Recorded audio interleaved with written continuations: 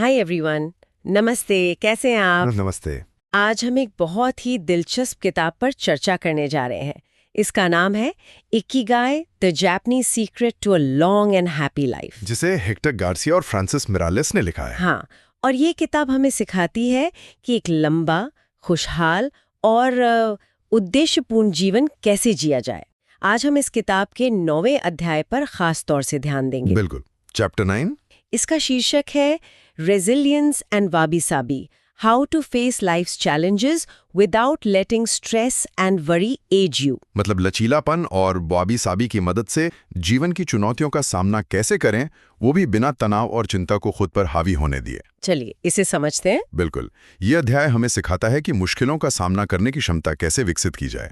और ये सिर्फ टिके रहने के बारे में नहीं है, राइट। बल्कि उन मुश्किलों से और भी ज्यादा मजबूत होकर निकलने के बारे में है। तो अध्याय की शुरुआत होती है रेजिलियंस यानी लचीलेपन की अवधारणा से।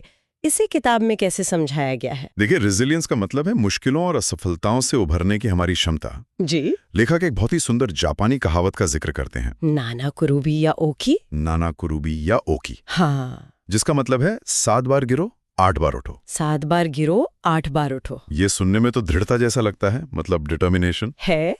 लेकिन उससे कुछ ज्यादा है। अच्छा। इसका फोकस सिर्फ दृढ़ता पर नहीं, बल्कि एक ऐसे दृष्टिकोण पर है जिसे हम विकसित कर सकते हैं। अच्छा। ये हमें जीवन में जो जरूरी चीजें हैं उन पर ध्यान केंद्रित करने में मदद करता है, बजाय इसके कि हम नकारात्मक भावनाओं में बह जाएं। मतलब ये सिर्फ सहन करना नहीं है, बल्कि अपना फोकस बनाए रखना है। एग्जैक्टली। तो लचीलापन विकसित करने के लिए एक और महत्वपूर्ण बात बताई गई है किताब में, अभी और यहीं में जीना। हाँ, और ये बहुत जरूरी पॉइंट है। बौद्ध धर्म और स्टोइसिज्म दोनों ही हमें ये याद दिलाते हैं कि सिर्फ वर्तमान ही है जो असल में मौजूद है, और सिर्फ वही हमारे नियंत्रण में है। बिल्कुल। लेखक बौद्ध भिक्षु थिच नाठान को कोट करते हैं। वो कहते हैं, एकमात्र क्षण जिसमें आप वास्तव में जीवित हो सकते हैं वो वर्तमान क्षण है। इसके साथ ही हमारे आसपास की चीजों की अस्थिरता पर विचार करने की भी सलाह दी गई है, मतलब द इम्पर्मनेंस ऑफ थिंग्स। हाँ, ये स्टोइसिज्म का एक कोर आइडिया है। सेनेका कहते हैं, सभी मानवीय चीजें अल्पकालिक और नश्वर हैं। सुनने में थोड़ा डरावना लगता है। लग सकता है, लेकिन इसका मकसद हमें डराना नहीं है। दुनिया का ये अस्थायी और क्षणभंगुर स्वभाव हर बौद्ध अनुशासन के केंद्र में है। तो इसका फायदा क्या है? अगर हम इस बात को हमेशा ध्यान में रखें तो हमें किसी भी नुकसान के समय में बहुत ज्यादा दर्द से बचने में मदद मिलती है। हम तैयार रहते हैं। अच्छा, समझी। अब दो बहुत ही दिलचस्प जापानी अवधारणाओं पर आते हैं, वाबी साबी और इचिगो इचिए। पहले वाबी साबी की बात करते हैं। ये क्या है? वाबी साबी एक बहुत ही सुंदर जापानी कॉन्सेप्ट है। यह हमें हमारे आसपास की दुनिया की जो क्षणभंगुर, परिवर्तनशील और अपूर्ण प्रकृति है उसकी सुंदरता दिखाता है। मतलब परफेक्शन में सुंदरता खोजने के बजाय? बिल्कुल, उसके बजाय हमें उन चीजों में सुंदरता देखनी चाहिए जो थोड़ी त्रुटिपूर्ण हैं या अधूरी हैं। जैसे किताब में एक टूटे हुए या थोड़े टेढ़े मेढ़े चाय के कप का उदाहरण दिया गया है। रही, एकदम सही।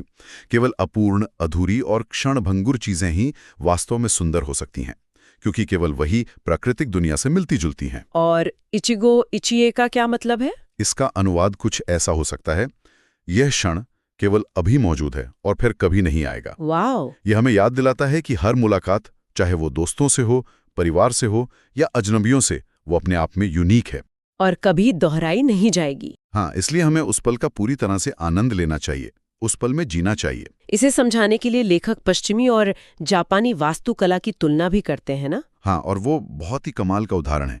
पश्चिमी वास्तुकला, जैसे पत्थर की बड़ी बड़ी इमारतें, वो स्थायित्व का एहसास देती हैं कि ये हमेशा रहेंगी। राइट। वहीं जापानी वास्तुकला लकड़ी से बनती है, जो उसकी क्षणभंगुरता को स्वीकार करती है, जैसे ग्रैंड श्राइन ऑफ आइसे है, जिसे सदियों से हर 20 साल में फिर से बनाया जाता है। बिल्कुल। यहाँ इमारत को बचाना महत्वपूर्ण नहीं है, बल्कि परंपरा को जीवित रखना महत्वपूर्ण है। एग्जैक्टली। अच्छा, अब अध्याय में एक और इससे भी ज्यादा एडवांस कॉन्सेप्ट है, एंटी फ्रेजिलिटी। ये रेजिलियंस से कैसे अलग है? हाँ, ये नसीम निकोलस तालेब का कॉन्सेप्ट है। इसे ऐसे समझिए, फ्रैजाइल यानी नाजुक चीजें चोट लगने पर कमजोर हो जाती हैं, जैसे कांच। ठीक है। रेजिलियंट या लचीली चीजें चोट का सामना कर लेती हैं और वैसी ही रहती हैं। और एंटी फ्रैजाइल? एंटी फ्रेजाइल चीजें चोट लगने से या किसी झटके से और भी ज्यादा मजबूत हो जाती हैं। मजबूत हो जाती हैं, जैसे? जैसे हाइड्रा का मिथक है, जिसके एक सिर को काटने पर 2 नए उगाते थे। वो हर हमले से और ताकतवर होता जाता था। अच्छा। तो ये हमें सिखाता है कि हम अपने जीवन को कैसे डिजाइन करें ताकि झटकों से हम कमजोर ना हों बल्कि और मजबूत बने। बिल्कुल। पर इसे असल जीवन में कैसे लागू कर सकते हैं? ये तो बहुत एब्स्ट्रैक्ट लगता है। नहीं, किताब में कुछ बहुत ही प्रैक्टिकल रणनीतियां दी गई हैं। जैसे? पहली, एक से ज्यादा आय के स्रोत रखना। ओके। जैसे ओगिमी गांव के लगभग 100% बुजुर्गों का अपने मुख्य काम के अलावा एक सब्जियों का बगीचा भी था, जिससे वो स्थानीय बाजार में बिक्री करते थे। मतलब एक सेफ्टी नेट। एग्जैक्टली। दूसरी रणनीति है अपने अंडों को एक ही टोकरी में न रखना। और ये दोस्ती, रुचियों और यहाँ तक कि रोमांटिक रिश्तों पर भी लागू होता है। हाँ, ये बहुत जरूरी पॉइंट है। अपने पार्टनर को ही अपनी पूरी दुनिया ना बनाए। पर इसका मतलब ये तो नहीं कि आप रिश्ते में पूरी तरह इन्वेस्ट ना करें। नहीं, बिल्कुल नहीं। इसका मतलब है कि आपकी अपनी एक पहचान, अपने दोस्त, अपनी हॉबीज भी होनी चाहिए। एक भरा पूरा जीवन हो जिसमें रिश्ता एक बहुत जरूरी हिस्सा है पर अकेला हिस्सा नहीं, ताकि आप भावनात्मक रूप से ज्यादा मजबूत बने। सही। और तीसरी रणनीति है अपनी कमजोरी कम करना। कैसे? छोटी छोटी नेगेटिव चीजों को हटाकर। जैसे तय करना कि मीठा सप्ताह में केवल एक बार खाएंगे, या विषाक्त लोगों से दूर रहेंगे, या फिर सोशल मीडिया पर समय सीमित करेंगे। तो मतलब हर झटका असल में विकास का एक अवसर है। हाँ, हमें असफलताओं से डरना नहीं चाहिए। तो इस अध्याय से जो मुख्य बातें निकल कर आती हैं वो ये है कि जीवन की चुनौतियों का सामना करने के लिए हमें सिर्फ डटे नहीं रहना है, सही, बल्कि हर मुश्किल से कुछ सीख कर और भी मजबूत बनना है। और वाबी साबी हमें अपूर्णता में सुंदरता देखना सिखाता है, और इचिगो इचिए हमें हर पल को पूरी तरह से जीने की याद दिलाता है। और इन सबके ऊपर एंटी फ्रेजिलिटी का दृष्टिकोण हमें हर झटके को विकास के अवसर में बदलने के लिए तैयार करता है। ये सब हमारे इकिगाई को ध्यान में रखते हुए हमें शांत और केंद्रित रहने में मदद करता है।